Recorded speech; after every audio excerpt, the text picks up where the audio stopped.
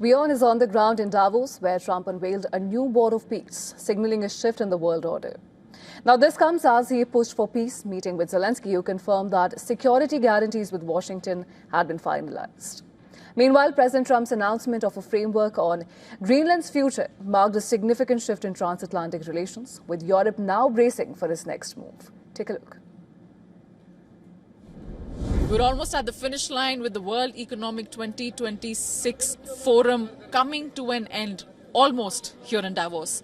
But clearly the energy, Siddhant, has been very different as compared to the last few years. Why do you think the stakes were so high, and what was really so different about this version of WEF? Well, it's primarily because of one person, that's Donald Trump. His address was keenly awaited. His theatrics were watched by everyone. And every summit we have seen in the past, he makes it about himself. And Davos was now different. Now, essentially, it's his address. It's he chairing the Board of Peace. His meeting with Zelensky were the key points which were watched. But whatever he did here, he spoke here, will be shaping our lives, shaping the lives of many here on the European continent and the world for next few months, for sure. Well, clearly, as you mentioned, and even just a short while back, after the bilateral between Trump and Zelensky, the Ukrainian president said that it's never an easy conversation. It's a difficult conversation when it comes to talking to Donald Trump.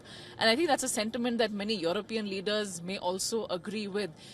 As we clearly saw a bit of tension with respect to Greenland, Trump making it well known to them again that Greenland has to belong to US, and him essentially pitting it as not just for American security but also for NATO alliances.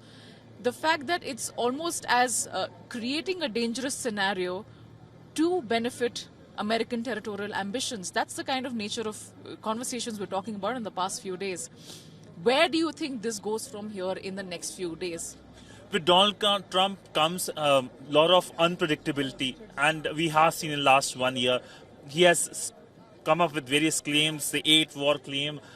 He's essentially upending the world order that was formed after World War II. He's making sure that the transatlantic relationship is at all-time low. During this visit, one key positive point that came was the Greenland deal, which he has said that it is something that is in works, but it is a breather only for now for European leaders. They are well aware that the next crisis is just around the corner. Well, there is definitely the sword of tariff hanging over everyone. European leaders, South Asian leaders, every single country that is here does know that the tariff war is not fully over, and it can be put in context to any and every issue that Trump raises, economic or geopolitical.